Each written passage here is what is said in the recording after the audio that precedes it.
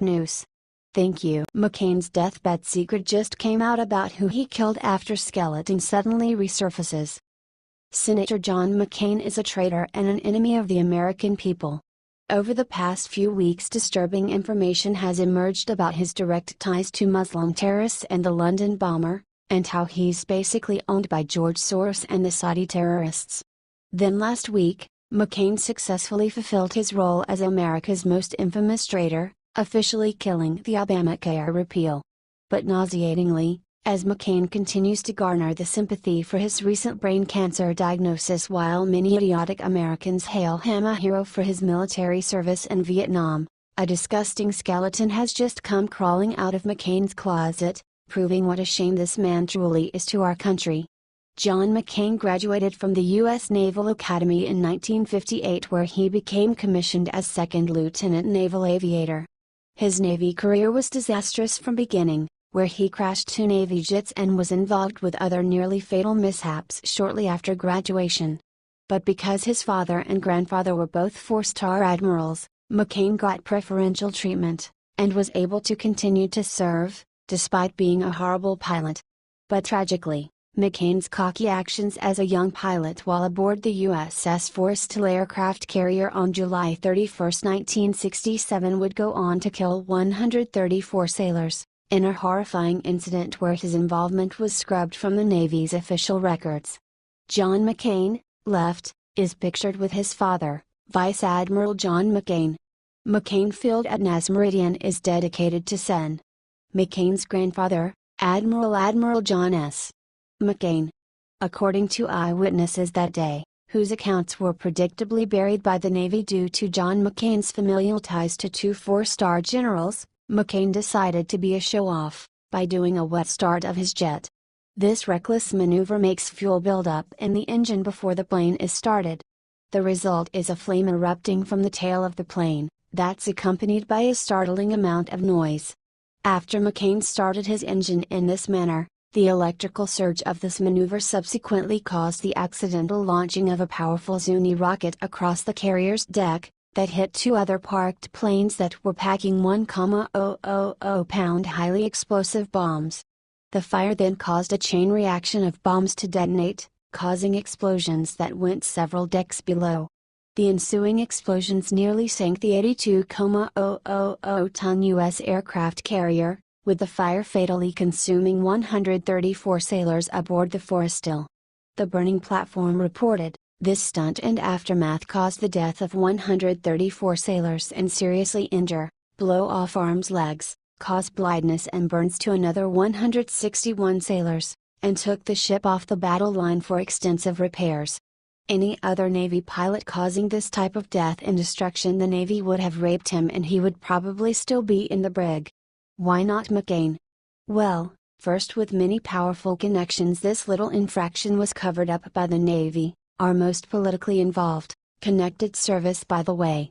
As crew members rushed to put out the flames, McCain fled the scene like a coward, going below deck to the pilot's lounge to watch the men fight the fire on a closed-circuit TV as his brothers-in-arms were consumed by the fire.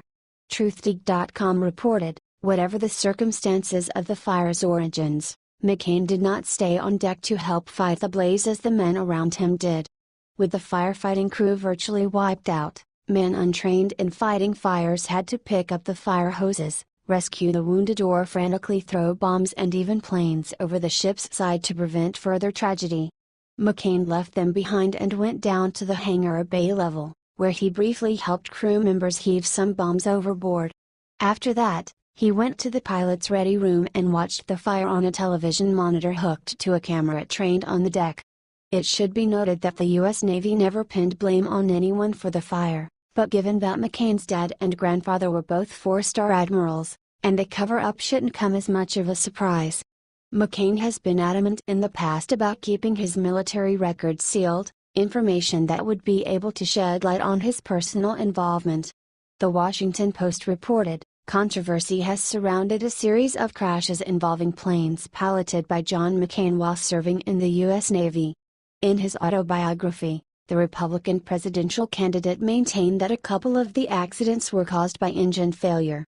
But an official investigation by the Naval Aviation Safety Center makes clear that the first accident, in March 1960, was caused exclusively by pilot error. During the course of his flying career with the U.S. Navy, John McCain was involved in at least 5 major mishaps or crashes involving his plane. The most dramatic incidents occurred in 1967. He barely escaped with his life after a missile exploded aboard an aircraft carrier, the USS Forrestal, in July of that year, killing 134 of his fellow crew members. In October, McCain was shot down over Vietnam by a surface-to-air missile.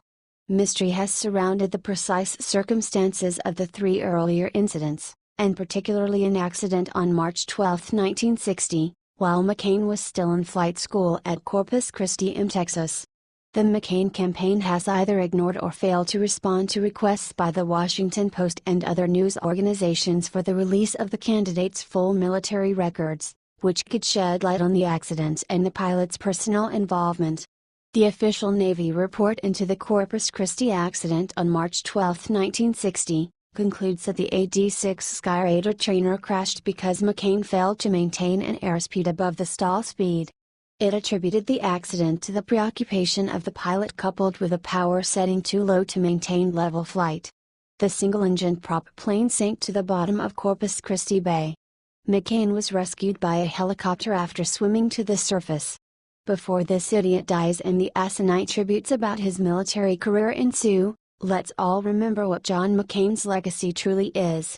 Thanks to his connections to powerful military commanders, not only was his direct involvement in the deaths of 133 of our servicemen buried, but then he was able to go on to become a powerful United States Senator. And we all know McCain's antics at the White House, that are treasonous, at best.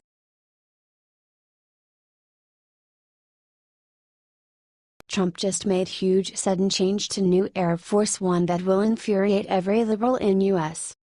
For months, rumors have gone around about what President Donald Trump's new Air Force One would look like. His election win came at a time to renew the contract with Boeing, who builds the important plane. With that negotiation, he gets to decide what changes will be made to customizable aircraft, and there's one he just surprised everyone with that never been done before and will surely infuriate every liberal in America. After much speculation, we're finally finding out what this new airplane is going to look like, with Trump calling the shots. Always one to lead and never one to follow, Trump just pulled out what's probably one of the biggest surprises since becoming president. That's about as unique of a decision, and he is a commander-in-chief, and it couldn't be better played. From the start of the Air Force One contract, Trump went his own way, saying that what Boeing was wanting to charge was out of control at a whopping $4 billion. He famously said, "Cancel order." Because of this, which led the contract for the brand new 747 into negotiations. This resulted in a lower cost, but still not where Trump wanted it out of concern for saving the country needed money. What's impressive, is that he's worked hard on this deal and won't even be able to benefit from it, since the aircraft won't be completed until after he's out of office. However, he's leaving his mark anyway with what he's just decided to do. In his ongoing effort to reduce the cost, he came across an ironic opportunity. The Hill reports, the Air Force will reportedly attempt to lower costs on a pair of new presidential planes by buying 2 Boeing 747 jetliners abandoned by a bankrupt Russian airline. Service officials are working through the final stages of coordination to purchase 2 commercial 747-8 aircraft, Air Force spokeswoman Ann Stefanik told Defense One. The deal could be announced as soon as this week, though the Air Force is not expected to release the contract value, according to the report. Officials said the Air Force is getting a good deal on the planes, which are, on average, listed at $386.8 million each. The 2 planes, which are slated to be altered to become Air Force One presidential aircraft, were originally ordered in 2013 by Russia's second biggest airline Transaero, which went bankrupt in 2015. Boeing flight tested and put the 2 jets in storage while it searched for a buyer, allowing the Air Force to negotiate a good deal for the planes, sources told Defense One. Considering the left's obsession with allegations of Trump colluding with Russia, This will surely send their witch hunt into overdrive. It's only a matter of time before liberals try to claim that this arrangement was somehow discussed in private meetings between Trump and Russia's leader, Vladimir Putin. This is because they refuse to see it for what it truly is, the first president in 8 years who has been frugal with the budget. In comparison to his predecessor, Trump's presidency is costing the American people far less. Barack Obama's was expensive, to say the least. Our national debt is topped an astonishing $20 trillion by the time he left office, and he's happy to spend taxpayer money on anything, including himself. Obama's annual Christmas vacation to Hawaii with his family in 2015 cost taxpayers nearly $5 million, according to Law News. Trump doesn't even take a presidential salary while he's in the Oval Office, donating the quarterly checks to valuable causes instead. The Air Force had plans to build 2 new Air Force Ones to replace their aging counterparts when President Trump slammed out-of-control replacement costs on Twitter in December, the Hill's report continued. The steep price tag stems from a need to meet security requirements, including secure communications, anti-missile defenses and the ability to withstand an electromagnetic pulse in the event of a nuclear explosion. After Obama racked up $20 trillion in debt, you'd think the average person wouldn't care about racking up the debt any additional $4 billion. It's about time we have a president who realizes that it does make a difference. The only thing that could make it better is the fact that he's saving money by potentially using Russian planes to do so, which is an awesome circumstantial jab at Democrats' favorite scandal they can't seem to let go of. Trump just fired Obama's leftover staffer after finding out what he's been doing for months. John Kelly made his way to the White House and dropped the hammer on his first day. People hit by this hammer no longer have jobs. That ranges from Anthony Scaramucci, fired, to Obama's leftover Muslim staffer, George Salim, who resigned right before Kelly arrived. Kelly is a retired Marine general, served 3 tours in Iraq, was recently serving as the Secretary of Homeland Security. Kelly's new responsibility is the White House Chief of Staff. Just as Kelly was making his way in, George Salim was making his way out. Salim was in charge of former President Obama's program that attempted to redirect Islamic immigrants away from turning to jihad lifestyles that often lead to violence and mass destruction. That program was listed as countering violent extremism and identified by initials CVE. Started off as a new way to prevent terrorism, but eventually became a huge failure. The concept was to attempt redirection of Muslims to better lifestyles, but to encourage Muslims to report when they notice someone is turning toward evil. The problem with the program was that government kept spending money on it, but it failed to yield results. There was little return on the investment because the Muslim people involved were not reporting the people who turned to jihad.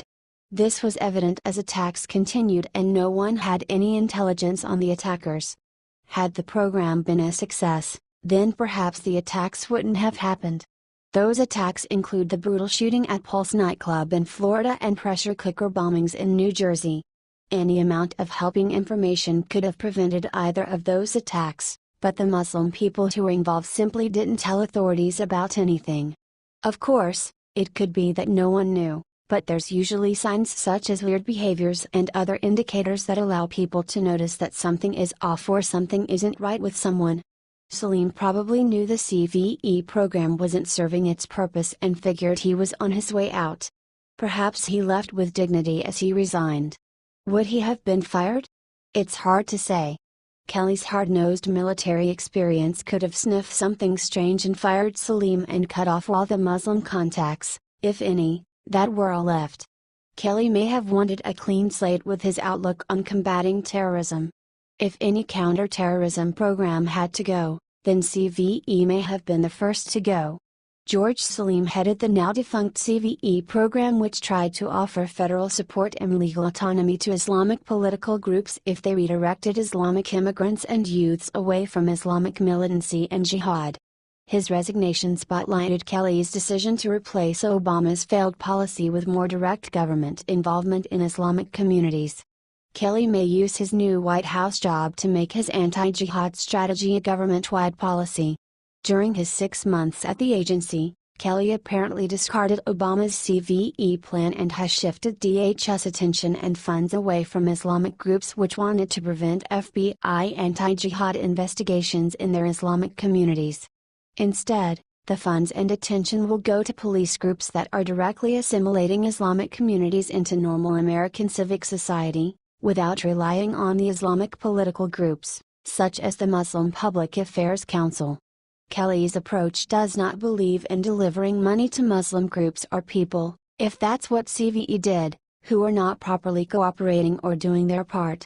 There wasn't a return on investment, or so it seems. Kelly abandoned CVE when stepped into his role at DHS. He thought it was better to provide police forces with the funding and have them work directly with Islamic communities and help with assimilation. It seems like the shift went from a near-secretive relationship with CVE to a more public and involved relationship with communities and police forces. If police and people, of any culture, work together to build community relations, then people typically respect each other more.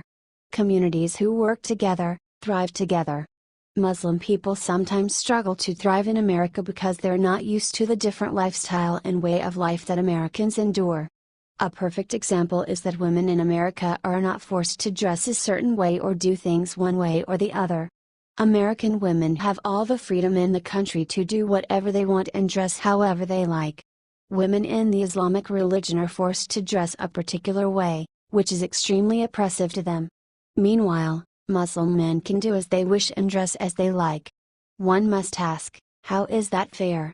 Why does a Muslim woman at the beach, in 95-degree heat, have to wear a black garment that covers her from head to toe, while the Muslim man is wearing a comfortable pair of swim shorts and cool sunglasses?